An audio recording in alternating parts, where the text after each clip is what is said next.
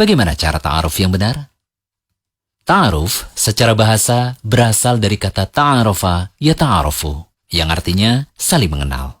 Kata ini terdapat di dalam Al-Quran, tepatnya di surah Al-Hujurat ayat ke-13. Ya ayyuhan nasu inna khalaqnakum min dzakarin wa untha wa ja'alnakum syu'uban wa qabaila lita'arafu.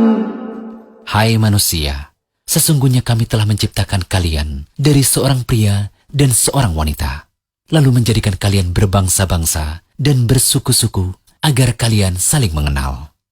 Kata lita'arofu dalam ayat tersebut mengandung makna bahwa aslinya tujuan dari semua ciptaan Allah itu adalah agar kita semua saling mengenal satu sama lain. Sehingga secara umum, ta'aruf bisa berarti saling mengenal. Ta'aruf adalah tahapan yang harus dilalui seseorang ketika hendak menikah. Pihak laki-laki dan perempuan perlu mengenal batasan-batasan ta'aruf agar proses perkenalan tidak melanggar aturan syariat. Juga keduanya bisa mengetahui kekurangan dan kelebihan masing-masing individu yang nanti akan menjadi pasangan hidupnya. Sebenarnya, tidak ada cara khusus dalam masalah ta'aruf. Intinya, bagaimana seseorang bisa menggali data calon pasangannya tanpa melanggar aturan syariat maupun adat masyarakat.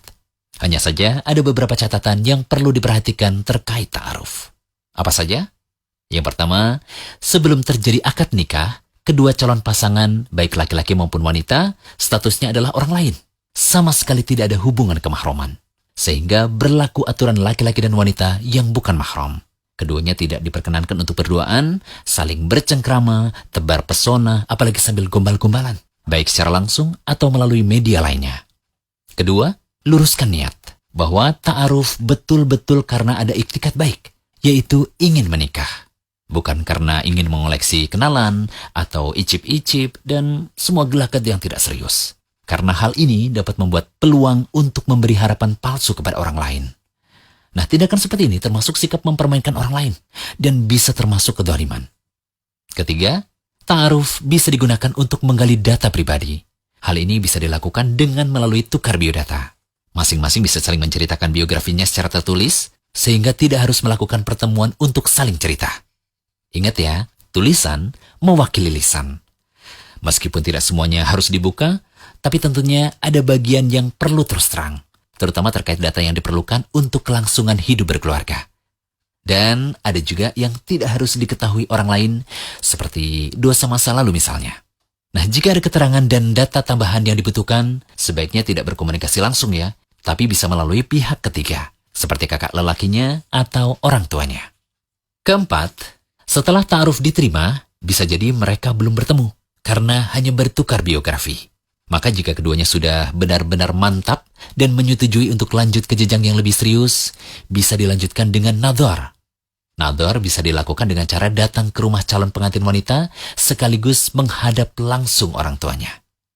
Lalu, bagian mana saja sih yang boleh dilihat ketika nadhar?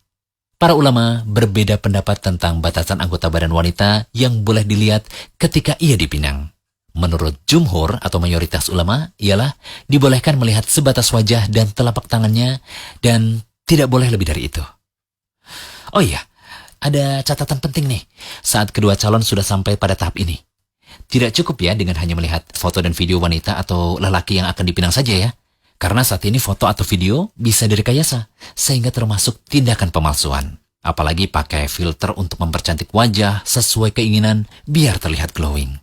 Nah, semoga catatan tentang ta'aruf yang kami bahas tadi bisa bermanfaat ya, terutama untuk kamu. Iya, kamu yang masih jomblo dan ingin segera menikah.